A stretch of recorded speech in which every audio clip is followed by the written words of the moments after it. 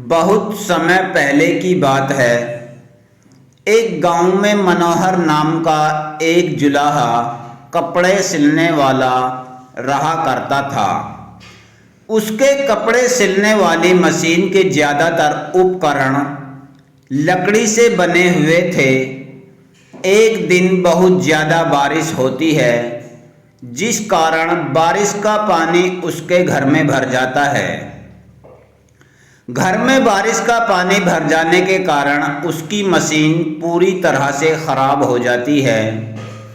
Machine ख़राब हो जाने के कारण मनोहर बहुत परेशान हो जाता है। वह दुखी होकर सोचने लगता है कि अगर जल्द ही उसने अपनी इस मशीन को ठीक नहीं किया तो वह कपड़े सिलने का काम नहीं कर पाएगा और उसके परिवार को भूखा रहना पड़ेगा। यह सोचकर मनोहर जंगल जाने का फैसला कर लेता है ताकि वह अपनी मशीन को ठीक करने के लिए अच्छी लकड़ी काटकर ला सके। फिर मनोहर इस विचार के साथ जंगल की ओर चल देता है। मनोहर पूरा दिन चलता रहता है, लेकिन उसे अपनी मशीन के लिए अच्छी लकड़ी वाला कोई भी पेड़ नजर नहीं आता है। फिर भी मनोहर हार नहीं मानता है और अच्छे पेड़ की तलाश में आगे बढ़ता रहता है।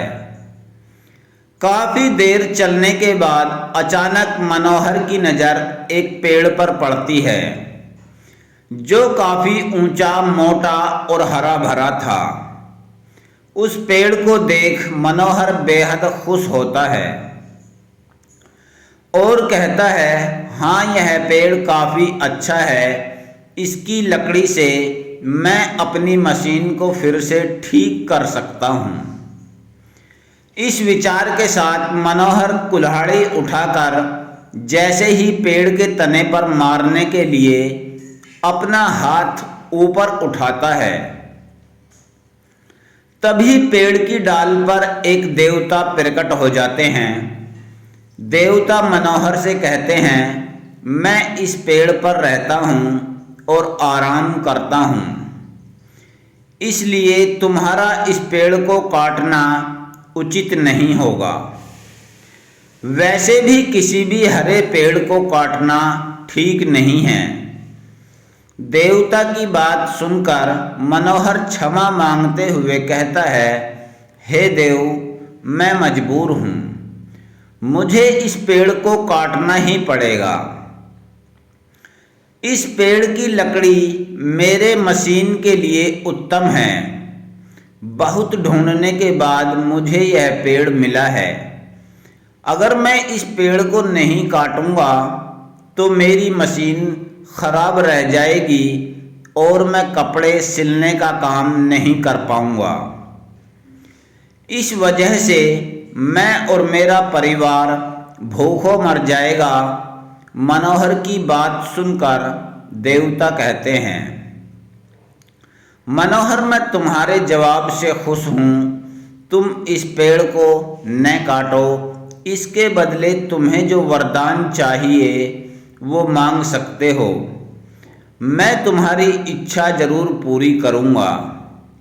देवता से वरदान की बात सुनकर मनोहर कुछ देर विचार करके कहता है, हे देव, मैं वर के लिए अपने मित्र और पत्नी से राय लेना चाहता हूँ, इसलिए आप मुझे एक दिन का समय दीजिए।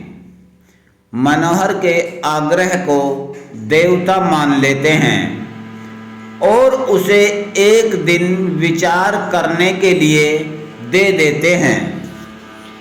एक दिन का समय लेकर मनोहर अपने घर की ओर चल देता है। रास्ते में उसे उसका मित्र नाई मिलता है। नाई से मिलकर मनोहर उसे देवता की वरदान वाली बात बताता है। उस पर नाई मनोहर को एक राज्य मांगने की सलाह देता है। नाई कहता है कि तुम देवता से वरदान में एक राज्य मांग लो। तुम उस राज्य के राजा बन जाना और मैं उस राज्य का मंत्री बन जाऊंगा। फिर हमें कोई कष्ट नहीं होगा और हम आराम से अपनी जिंदगी बिता पाएंगे। नाई मित्र की बात पर मनोहर कहता है, मित्र तुम बिल्कुल ठीक कह रहे हो। इस बारे में एक बार मैं अपनी पत्नी से भी पूछ लूं, फिर मैं देवता से वरदान मांग लूंगा। पत्नी की राय मांगने की बात पर नाई कहता है, मित्र तुम्हारी पत्नी काफी घमंडी और मूर्ख है, इसलिए तुम्हें उससे राय नहीं लेनी चाहिए। ऐसी स्त्री केवल अपने लाभ के बारे में ही सोचती है। इस पर मनोहर कहता है, मित्र फिर भी वह मेरी पत्नी है, इसलिए मैं उसकी राय एक बार जरूर लूंगा। इतना कहते हुए मनोहर अपने घर की ओर बढ़ जाता है। घर पहुंचकर मनोहर जंगल में घटी पूरी घटना अपनी पत्नी को बताता है। देवता से वरदान मिलने की बात सुनकर मनोहर की पत्नी कहती है, राज्य मांगकर कोई लाभ नहीं, राजा की कई जिम्मेदारियां होती हैं। वह कभी खुश से अपना जीवन नहीं बिता पाता है। राजा राम और नल भी राज्य होते हुए जिंदगी भर दुख में जिए। आप 2 हाथ से इतने अच्छे कपड़े सिलकर ठीक ठाक कमा लेते हैं, ऐसे में अगर आपके 2 सिर और 4 हाथ हो जाएं तो आप दुगने कपड़े सिल पाएंगे। इससे कमाई भी दुगनी हो जाएगी और आपका मान भी समाज में बढ़ेगा। पत्नी की यह बात मनोहर को समझ आ जाती है और वह देवता से वरदान मांगने जंगल की ओर चल देता है। जंगल पहुंचकर वह दोबारा देवता से मिलता है। देवता मनोहर को देखकर कहते हैं कि मनोहर मांगो, क्या वर मांगना है तुम्हें। मनोहर देवता से कहता है, हे देव, आप मुझे 2 सिर और 4 हाथ दे दीजिए। देवता मनोहर की यह बात सुनकर पूछते हैं कि तुम 2 सिर और 4 हाथ का क्या करोगे। तब मनोहर बताता है कि 2 सिर और 4 हाथ होने पर वह 2 गुना कपड़ा सिल पाएगा, जिससे उसकी कमाई पहले से अधिक हो जाएगी। मनोहर की यह बात सुनकर देवता मुस्कुराते हैं और मनोहर को वरदान दे देते हैं। देवता का वरदान पाकर मनोहर को 2 सिर और 4 हाथ हो जाते हैं। वरदान पाकर मनोहर बहुत खुश होता है और अपने घर की ओर चल देता है। मनोहर जैसे ही अपने गांव पहुंचता है तो गांव में खेल रहे बच्चे उसे देखकर डर जाते हैं। वह सब उसे एक राक्षस समझते हैं। तभी कुछ गांव वाले हाथों में हथियार लेकर मनोहर पर हमला कर देते हैं और मनोहर की मौत हो जाती है। जब मनोहर की मौत की खबर मनोहर की पत्नी को होती है तो वह फौरन मनोहर को देखने वहां पहुंच जाती है।